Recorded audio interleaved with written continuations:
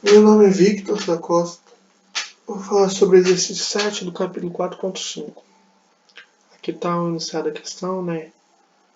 E na questão pede para a gente esboçar a curva usando o roteiro do capítulo 4.5.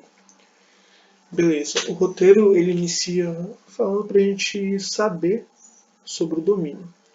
Bom, o domínio, isso daqui, seria então o, os números reais, né? X sendo algum número real, ele pode então definir essa função aqui. No caso, a função está definida, né, para x sendo algum número real, qualquer número real.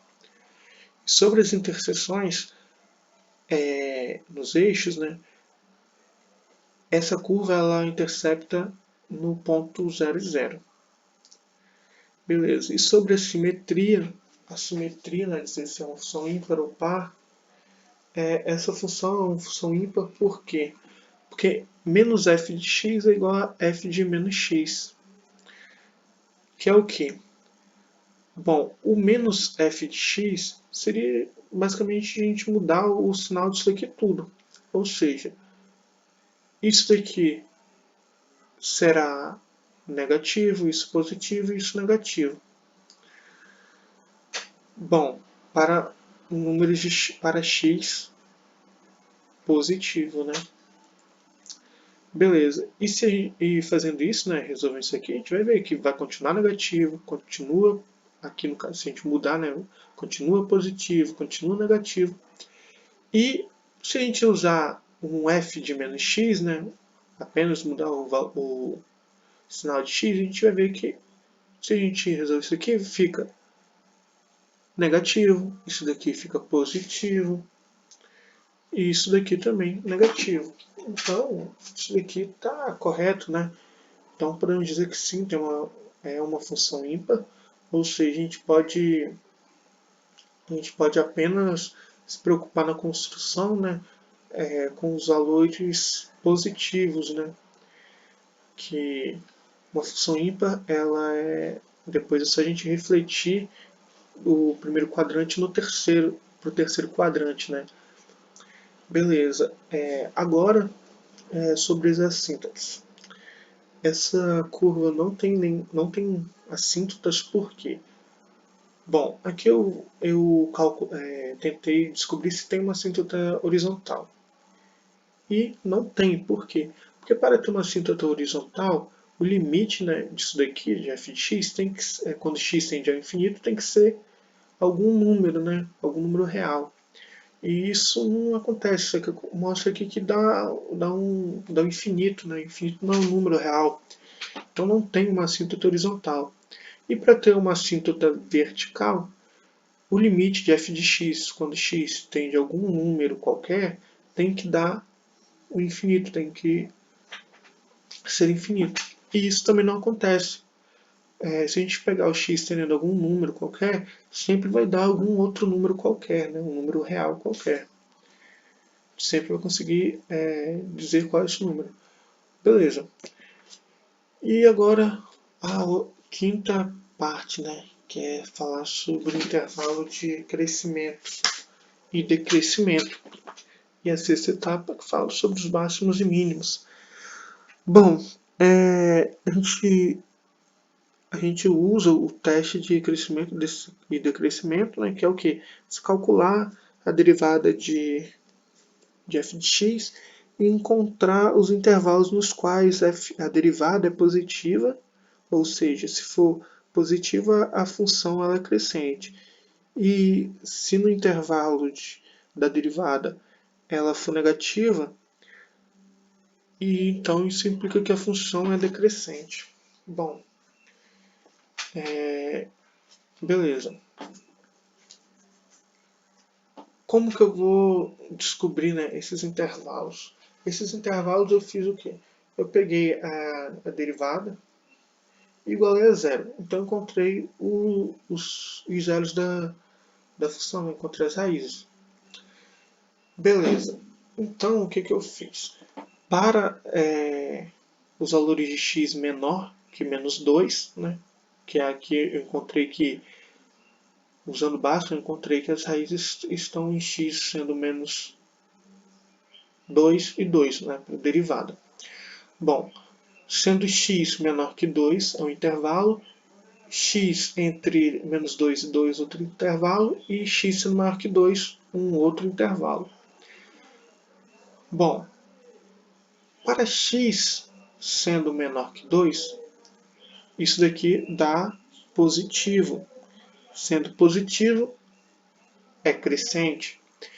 E x entre menos 2 e 2 também dá valores positivos também, ou seja, é crescente, a função é crescente.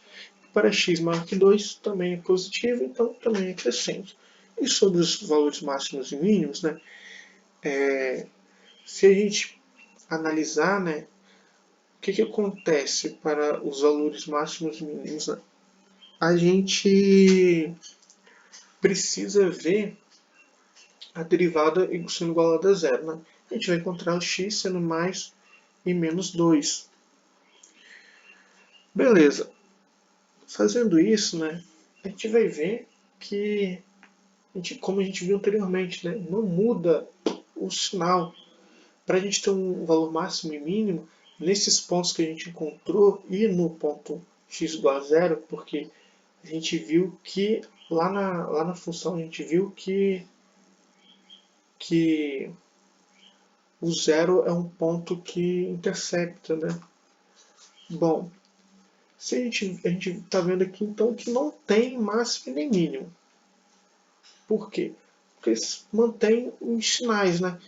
E se ela cresce em todo o domínio, né, não tem como a gente dizer qual que é o seu valor máximo, qual que é o seu valor mínimo, né? Então, né, a gente pode sim afirmar que não tem. Bom, agora sobre a concavidade e os pontos de inflexão. Bom, vamos lá. Para a gente descobrir isso daqui, a gente vai ter que calcular a segunda derivada e usar o teste da concavidade. Bom, se a curva é côncava para cima, né, o que isso significa? Né? Se a segunda derivada de x for maior que zero, isso implica que a curva é côncava para cima. E se for menor que zero, ela é côncava para baixo. E os pontos de inflexão, eles são aqueles pontos que ocorrem quando a curva muda de para cima ou para baixo, né? Beleza. A gente vai então fazer esse teste, né? Os possíveis pontos, né, de inflexão 2, menos 2, 0, né?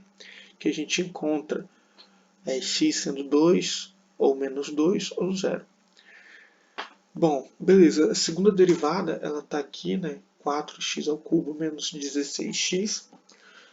E aqui estão os intervalos, né? X menor que menos 2, x entre menos 2 e 0, x entre 0 e 2 e x maior que 2.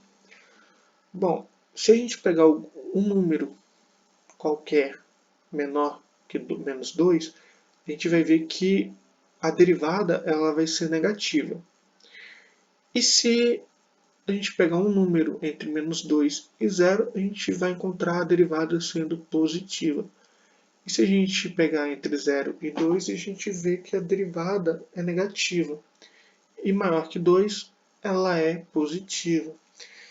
Então, o que a gente vê aqui? A gente vê que ela está vindo negativa, mudando de sinal no ponto menos 2, passando a ser positiva.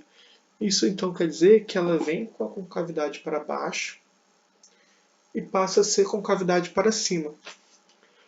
E no ponto 0, 0, né, acontece a mesma coisa. Ela vem com concavidade para cima, quando chega no ponto 0, ela troca de concavidade, sendo concavidade para baixo agora. E no ponto 2, ela passa a ser côncava para cima, novamente. Então, é o que eu anotei aqui, né? As suas concavidades estão aqui, né, nos pontos, né? Bom, E o ponto de inflexão, né, que é esse ponto que ela muda de sinal, né, o ponto -2, o 0 e o 2. Bom, esse ponto, se a gente pegar ir lá na f de x e substituir por -2, a gente vai encontrar um valor aproximado a -17,1. E se a gente substituir o x por 0 lá na f de x, a gente vai encontrar um y igual a 0. E se a gente pegar o f de x com x sendo 2, a gente vai encontrar um y igual a aproximadamente 17,1, né? Porque, na verdade, a gente não precisava nem de colocar o, o x sendo negativo, né? Porque, como a gente viu anteriormente, né, é uma função ímpar, seria depois apenas refletir no terceiro quadrante, né? Mas, enfim. Seguindo, né, agora para esboçar o gráfico, né, que a gente já consegue, a gente já tem tudo que a gente precisa para poder esboçar um gráfico. O gráfico, então, ele ficaria mais ou menos assim. Ele teria um ponto com a sua concavidade voltada para baixo, aí depois nesse ponto, um ponto negativo, ele muda sendo concavidade para cima, e no zero ele vai mudar a sua concavidade de novo, e nesse outro ponto positivo também. Bom, mas a gente, assim, isso aqui é só um esboço, a gente não sabe qual é o valor, né? Foi basicamente ali no início, ali, vendo o início, que é uma função ímpar, a gente consegue entender que é mais ou menos isso que acontece, né? Beleza.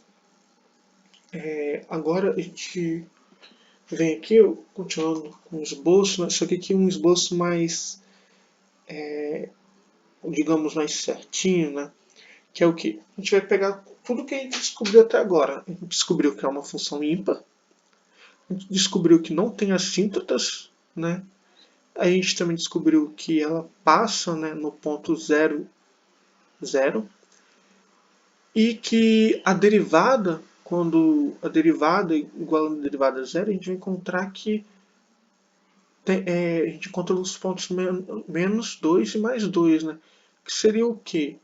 Que na derivada seria o ponto ali onde a curva da derivada está encostando. Mas aqui não, aqui na função é basicamente o ponto de inflexão, né? O ponto que está mudando de, de concavidade. Né?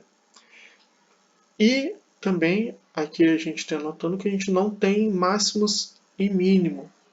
Por quê? Porque é uma função crescente, uma função também que ela, como a gente viu, né, os limites, né, o limite de x tendendo ao infinito vai dar um valor infinito, né? Então não tem como ter um máximo nem um mínimo. E né, a gente viu também que é uma função crescente, e é o que acontece aqui. E a gente viu sobre os pontos de inflexão e as concavidades. Né? Bom, a gente viu que tem o ponto de inflexão em -2, e quando o x é -2, a gente encontra o y sendo menos 17,1, né, aproximado. E quando x é 2 positivo, né, a gente encontra aproximadamente um y igual a 17,1. E o x sendo 0, a gente encontra um y igual a 0. Então, a gente conseguiu aqui fazer mais ou menos o esboço do gráfico, né, da curva dessa funçãozinha aqui que está circulada aqui em cima. Bom, a resolução então da questão fica assim.